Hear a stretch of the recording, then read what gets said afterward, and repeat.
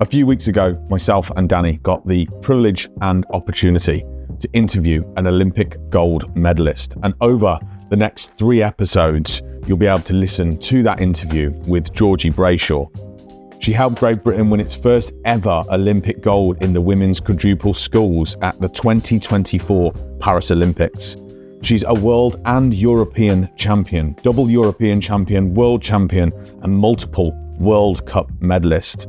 She's also a record breaker, holding the 5-kilometre world record on the RP3 rowing machine, female, open category and open weight. Named Great Britain's rowing team Women's Olympic Athlete of the Year in 2024, and to top that off, she was awarded an MBE in the 2025 New Year Honours List for services to rowing. We enjoyed every moment of this interview, and I can't wait to share this with you and Georgie to share with you her fantastic story. And it's all brought together by her amazing mantra, I can, I will, watch me.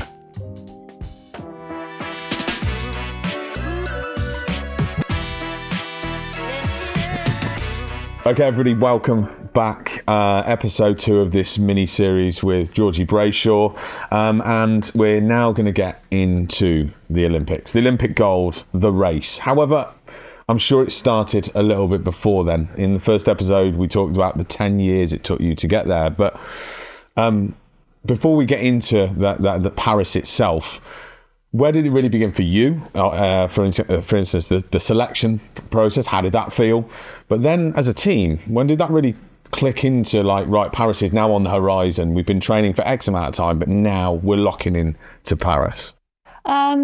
Yeah, so I think, as I said in the previous episode, I was in and out of Caversham quite a lot, and some coaches, believed in me, but it wasn't quite happening yet. It would happen in the future. Go back to Leander.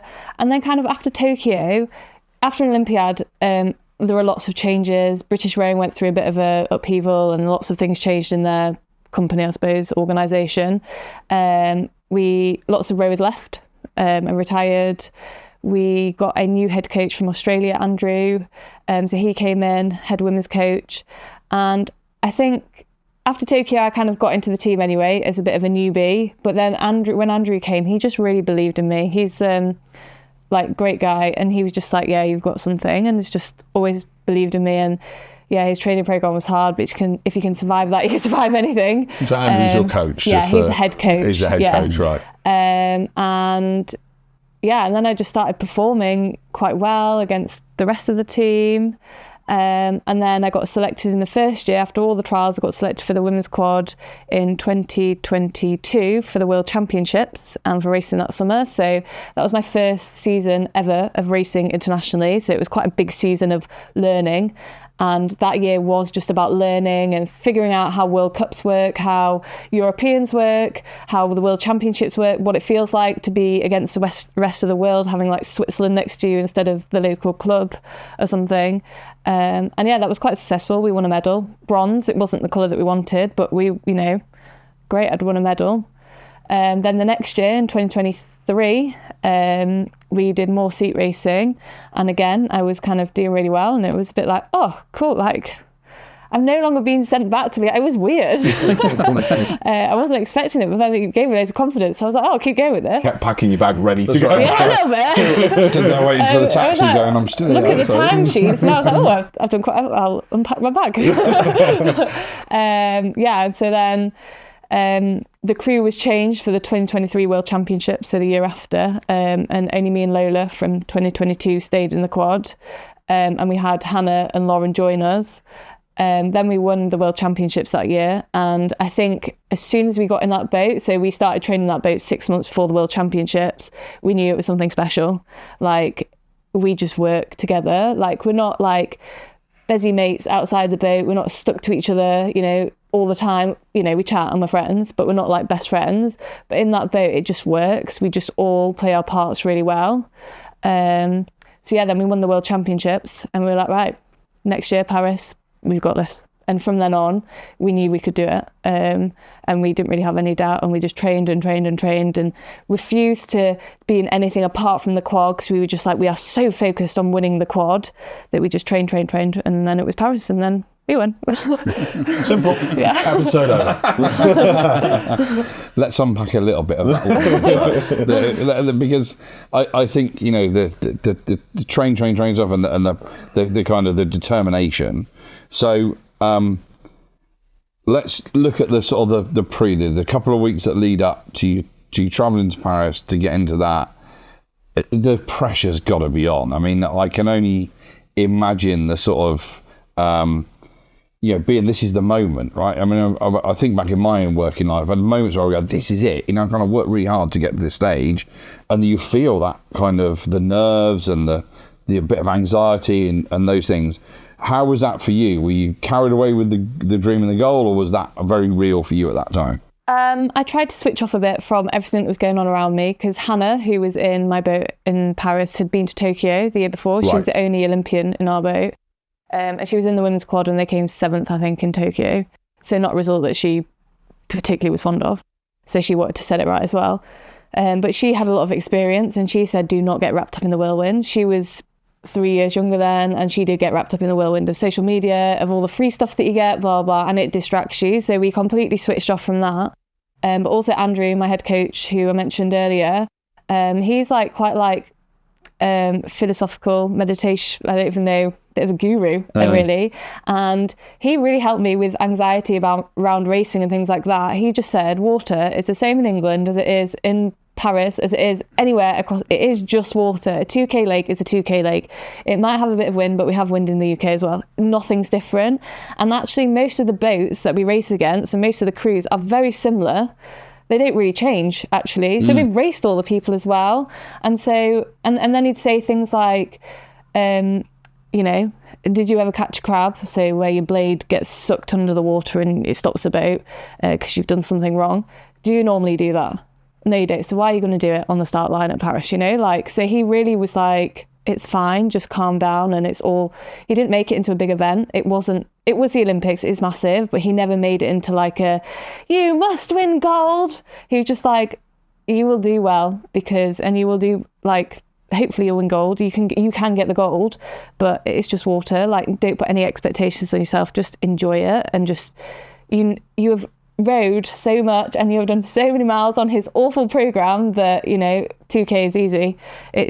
You've done about 5 million of them over the past 2 years. A brilliant lesson in perspective there, I believe. Right, that's what that is, isn't it? He's bringing perspective to the catastrophizing sometimes that people can do, which it's all going to go wrong. And to that, bringing that simple perspective. Why will it go wrong on that day? It's the same water as it is everywhere. You're the same person. You haven't got worse overnight. Why will it go wrong? Yeah, you've trained for this. Yeah, you have. You haven't you? Don't let the pressure get to you. There is no pressure because it's just another day. I want to just go back slightly. I know we're nearly at the start line, which is what we wanted to obviously focus on in this episode. But there was something you said a minute ago when the four of you got together. You knew that there was something special. At that point, you were locked in. It was that moment that you all went, there's something here. And we often refer to a great team has this feel about it. There's a few quite famous quotes around that, but it feels different. There was something special. That is something that every industry is trying to unpack, is high performance and high performing teams. What was it for all of you? Because it differs, right? But what would you say were the special elements of your team as a quad? I think because we're all so different. So, Hannah has lots of ideas and she likes to talk. And so she's very good at her job in the 2-seat, because that is the person who does the talking through the race. But yeah, she has a lot of ideas. She's very vocal. Then Lola will back Hannah up and we'll listen to Hannah and also have more thoughts. And then Lauren and myself are quite quiet and we'll just listen and be like, okay, if that's what you want to do, I'll do that. So that works, because if you have 4 people who all have their own individual thoughts, it will not work, because everyone wants their thoughts to come first. Whereas I'll try anything. So, let me know what you want me to do. But also we were very open to learning, and we never thought that we had the answer. We would always listen to each other. So Hannah would listen to me. If I said, oh, actually, I think maybe we could try this, either she would be like, I don't think that's going to work, and this is why I don't think it's going to work. And so it wasn't like, that's not going to work, shut up. Yeah. It was, this is why I don't think it's going to work. Or she might be like, that's a really good idea, let's try that. And if it doesn't work, we won't do it again. But there's no point in being like, no, this is the only way we can row, this is how we're going to win. There is no point in doing that, because we probably won't win, you know? So we're all very flexible, and we used to like think outside the box and do some like really wacky things and be like, will this work?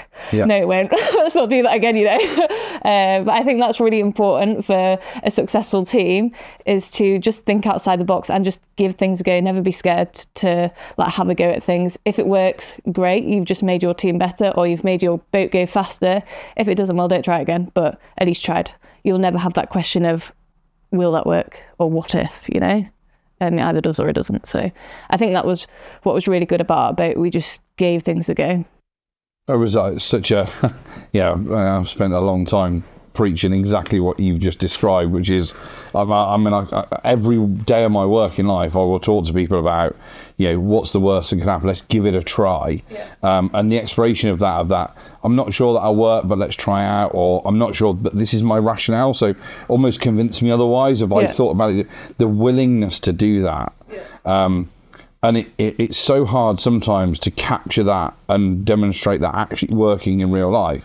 Mm. But you have captured that and demonstrated it working in real life. So therefore, it kind of, I've almost feel quite reassured that I haven't just been talking nonsense for years. Yeah. I mean, I probably have been talking nonsense for years, on and off. Arguably. But you understand the principle of that actually in action, rather than thinking, how does that work? And just to bring you into that, there's, we often start any sort of engagement or development session, particularly if it's a new group, sharing some of our principles that we just think carry us really well, but also carry the process of learning really well. And the first four that resonate with that, first and foremost, growth mindset. There's always an opportunity to learn. Okay, you said that. There's always opportunities to learn. Behavior breeds behavior. So the way that you all show up, treat one another, the way that you respect one another's opinions, was everybody was accountable for that. But you also respected other people's behaviors and the way that people show up differently. The biggest one for me that stood out there is seek first to understand and not be understood. Right. So as opposed to saying, no, that's never going to work, it's okay, well, let's try that. Yeah. I'm going to listen to you. We all have a difference of opinion. But as opposed to me going, no, I absolutely firmly believe it's my way. Everybody had this openness to learn. And I think that for the final one is giving each other feedback and challenging each other. And we always say with high performance comes difference of opinion, sometimes conflict, but not bad conflict, good conflict. Yeah. Your closest relationships in life will always feature that, and you've got to be able to go through those things to move forward. And I'm sure that was the case for all of you. It wasn't always sweetness and light, right? The pressure's on. Yeah. Is that fair? Yeah. There were some, not many actually, for such an intense environment, and we were sharing rooms together in hotels. We were together all the time for like months leading up to the games, and always in a boat in those particular seats with the same people following us or whatever. And so it was a tense time. So actually not that many arguments, I think, because we didn't have that many arguments, but we're good at separating things as well. I think all rows are generally quite good at that. If someone has like a bit of a on the water, it's just on the water and it is just frustration. It's not personal. Get out of the boat, it's usually fine, which is quite nice. And we're just quite good at helping each other with problems as well. And if someone was a bit stressed about the water, how can someone else in the boat help that person? Because you need to get the best out of everyone at the end of the day. There's, so you just need to help. Sometimes I did get quite anxious before races, if I was like, oh my God, it's World Championships. And I never had the experience of under 23s and juniors to have that pressure. And my crewmates were so good. They actually wrote me notes and cards being like, you can do this, believe in yourself. And it was just a really good bond in the crew. And they'll be like friends for life, They're just such special people to me, so. And sorry, Danny, I'll just close out on that. I'd like to suggest that there were more than you were aware of. You say it didn't happen that often, but actually what you contextualise as challenges and conflict weren't. And I think sometimes that often happens in other professions whereby everything is seen as a conflict. When someone disagrees, that's not a conflict, it's a difference of opinion. Yeah. Someone giving someone feedback is, just someone giving feedback with genuine intent to help them out. And it's not personal. It's not personal, I think, and that's, and that's in the environment you're in, sleeping in the same hotel rooms. Most people in our world get to go home after a day, or they work virtually, and once the call's over, it's done. Actually get through that, and actually don't see some of those things as conflict or disagreements. See them as an opportunity to learn from one another. And that's where high performance comes from. Almost get out of your own way and focus on what you're trying to achieve together as a team. Yeah, definitely. I think, a lot of conflict is just frustration. It's not personal. So just try not to take it personal. And sometimes it's hard. Sometimes in the heat of the moment, you're like, and everyone's very hot-headed and stuff like that, but just take a breather and just actually think about what's been said. And actually sometimes what the other person said that you've just had conflict with, you're like, oh yeah, I actually get that. And then you can resolve it from there. It is, just like calm down and think about it. Me and my partner do it all the time. He tries to tell me something and I'll have a conflict of interest or, conflict in view.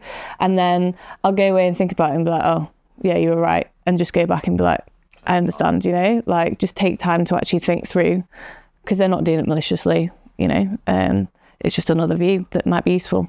I think there's a piece in there, it all goes back to this, in the same group as the perspective thing as well. What you're doing is contextualizing it, you're putting perspective in it. And I personally find that really difficult to do.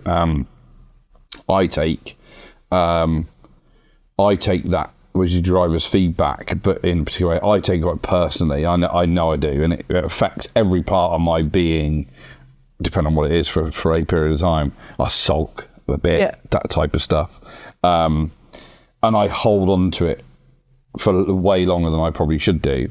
But that gets in the way. Yeah. And so your ability to not allow that to happen, stop where I know I can, I give you, in every week gone by, I'll give you examples of where that gets in my way then of me, because it's distracting your brain. It's occupying headspace, whatever it may be. That's just wasted energy. Because actually the point often, and as you point, you reflect on it and go, it's very fair actually. But at the time, I didn't feel that way. Yeah, no, you didn't. So you just got to take yourself away from it. And, but I also think it's how you deliver feedback, is how you receive it, yes.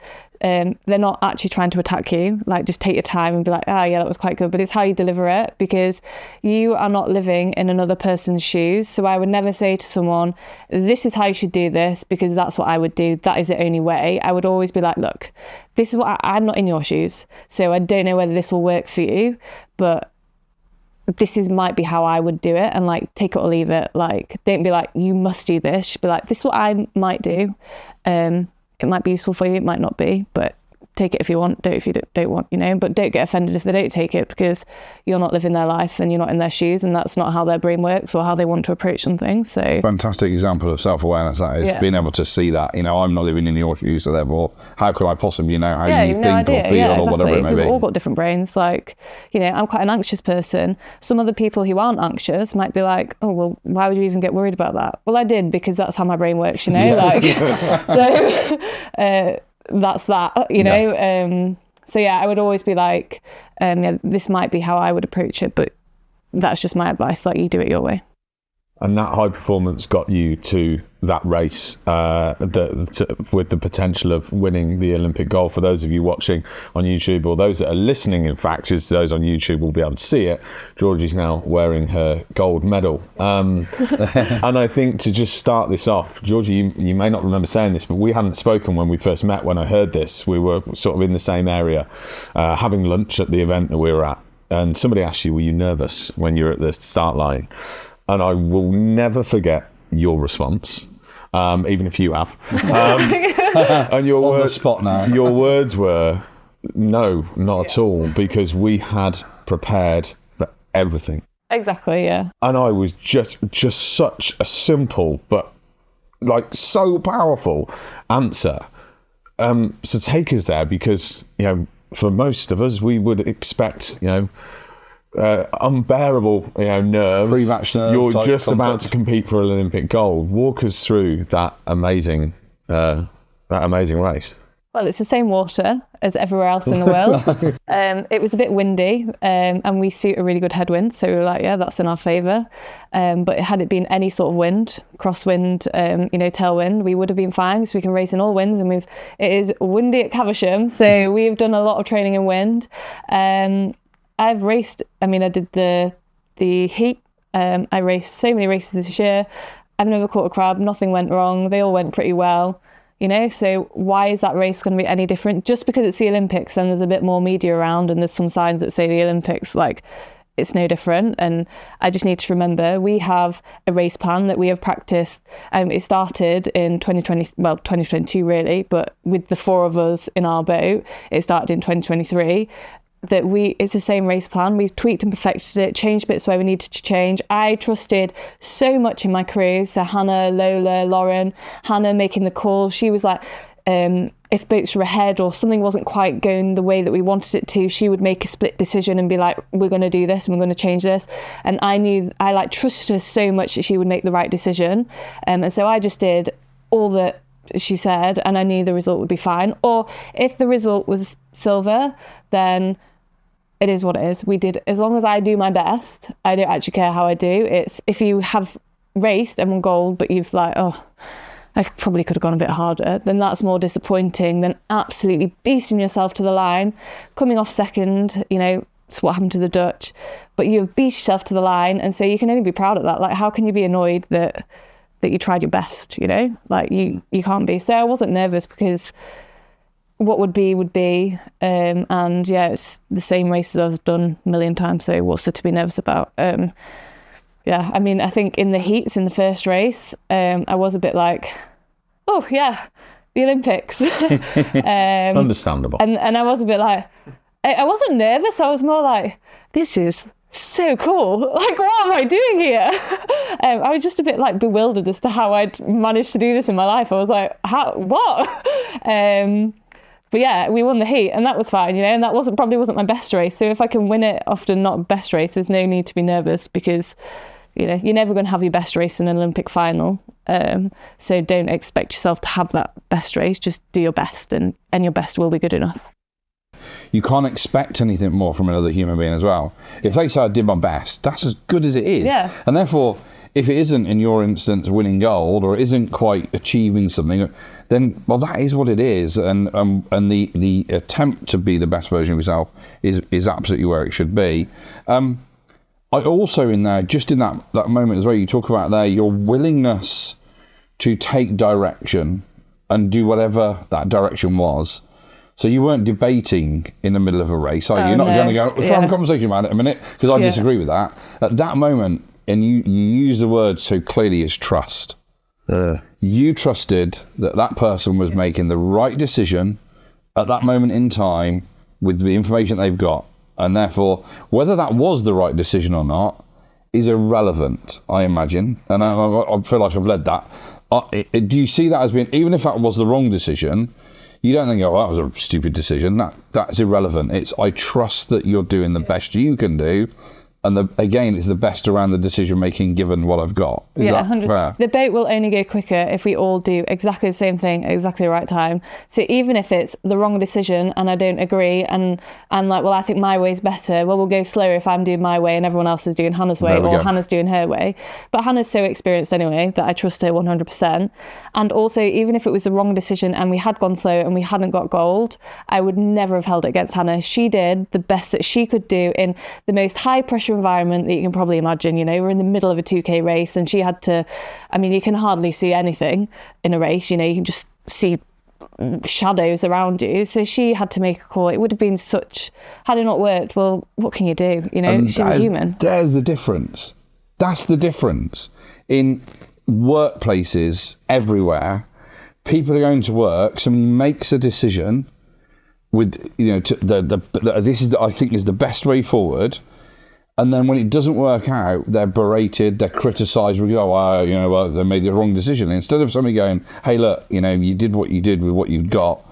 And I think that, again, fosters repeated team performance. And the reason why, you know, often in lots of people's workplaces, people don't trust each other, and therefore that erodes the potential of that team. Because I don't want to make a decision, because if I get it wrong, you're going to criticise me for it. And therefore, and so I'll avoid that. Yet, the trust played out in such a positive intent in that way. Yeah. And it had to. So, of course. Because actually, right from the off, it's not that it didn't go to plan, but the Dutch led. Yeah. You didn't lead at any point until the moment that you won, right? And therefore, often, and this is sometimes what we can all do, is we change the plan too early. You knew what you'd set out to achieve. You knew all of the stages that would allow you to measure where you were at. And we'll get to the final 200 metres shortly, because even you admitted bit tense. everything went out the window at that point. You know, so I'll just give everything that we've got, anything that's left in the tank. But you know, that takes resilience too. And that takes a very clear mindset, because throughout you were led by the Dutch, right? Yeah. And your ability to stick to the plan and trust one another, I think, served you to get to that moment where you were still in it, because otherwise you could have started changing things too early, right? Yeah, because I could have, so I'm in the stroke seat, so I'm kind of leading everyone but at the back of the boat, very confusing. But yeah, my job is not to look out of the boat at all, but we're in the middle of the lanes, right? So I can see shadows around me, so I could kind of see in my peripheral what was going on. But if I'd have been like, oh my God, we're down, and then panicked, it would have just gone slower. And I just remember at 12:50 gone, Lola behind me saying in my ear, we're down, but we can do this. And I just trusted Lola, right, okay, she's told me that we're down, but we can do this, you know, like, just belief, we just knew we could do it, because the same happened at the World Championships. It wasn't quite as tight as what it was at Paris, but the same happened the year before at the World Championships. The Dutch led us and we got through them the last 250 metres, so we knew we could do it. We just had to just stick to the plan, keep things simple, don't get panicked, don't up our rate. You know, we're very low rated in a boat, so how many strokes we do per minute, we're notoriously low. I think the Dutch were up at 40 and we were still at 35, being like la la la la la. That was our plan. So yeah, just don't panic, don't change it. What a mindset. And I encourage anybody to watch this race simultaneously as we hear this bit. But at 200 metres, there was a call on your boat, wasn't there? Yeah. That kind of then said, we've got 200 metres to go. Was it about 200 metres, am I right? Probably 200 metres, yeah. Got that call. What was that call about the Dutch? Lauren, just in the bow seat. So Lauren is the one to cross the line first. Yeah. And she was looking out of the boat, because that's her job, to look out and give information to the rest of the boat where other crews are. She just said, the Dutch are dying, we can do this. And they were trying to push, we were pushing, and she just saw us moving up on them, and she was like, we can do this. And that was, we were pushing up on them, but I knew we had to do something different, something special. And I just thought, right, Lola's followed me for 3 years now. Let's just she can follow me. So I just threw the kitchen sink at her, and I was like, she'll keep up. And she did. And had she not kept up, I would have crossed that line and be like, I've given it my all. Our plan was working because we were catching up with them, but we had to change the plan a little bit because we were running out of water. So it's a little bit like Hannah. She makes all the calls in the race, and if she has to change something, then I will listen to her. It's a little bit like that. I just had to just give it a go and just see what was going to happen. And if we came for silver, then I would have tried and been like, I left no stone unturned. But fortunately it did work, so. And what was the margin? What did you win by? 0.15 seconds. I mean, I mean, when you watch it, I mean, it is. I remember the even though you know you won it, even when you watch it, we were roaring. You're still in that. We were, because you kind of. You almost, because it's so close, you're like, no, you're still not going to do it, even though you know you have. It's bizarre. It is. That's how I feel, and I was in it. I mean, when we crossed the line, we still didn't know that we'd done it. Obviously, in the stroke seat, as I said, I didn't look out anyway, so I had no idea. Lauren in the bow seat said that she kind of could feel that she was a little bit ahead of the Dutch bow seat. It's got to be so close. Yeah, so that could have just been human error. Yeah. But none of us knew, and we didn't want to celebrate until I was happy whatever result, because again, I'd done my best race. It was the best that I could do, but we had to wait until it came up on the scoreboards, which was actually before the crowd saw and the TV saw. So we were celebrating. My parents were in the crowd like, yeah, we won that. But we had to. I mean, that is unbelievable. We talk about mindset of an Olympian, and in the most important race of your life up until that moment, just to sort of close out this part of our journey together, you had an ability to still remind yourself that you've given everything. And if you've given everything and it's silver, then you've done everything that you can. And that just demonstrates, whilst you absolutely, I'm certain, had no sort of sort of not wanting to be the ones that walked away with the gold. Terrible way of saying it, but you wanted to win, right? Yes. Simple as that. But you still were able to remind yourself. And I think that is so important in this day and age. Winning is really important, but also that journey, the team effort, the high performance, the trust that you had in one another, the teamship that you created as a team to say if someone's made that wrong decision, you're almost so comfortable with whatever that reality was because of everything you'd done before that day as a team and as individuals. And I think if anybody is listening to this, that plays out in every single walk of life, is that no matter what you're aiming for, as long as you've done your best, and that therefore is the brilliant mindset of a gold medal Olympian that sits with us today. So Georgie, thank you honestly again so much. We're going to move into what's next, because all of the post-Olympic boom, but also don't enjoy it too much. We've got LA to come, right? Yeah. Back at training already, getting ready for LA. So yeah, but hopefully I get some work experience and things before then. Absolutely. Indeed. It's very rare, but I have no words. Very, very, very inspired. Indeed. Join us for episode 3, where we'll start to talk to George about what's next in life, not just rowing, because there's life outside of rowing, and we'll be talking about LA and the Olympics there. Thank you, everyone.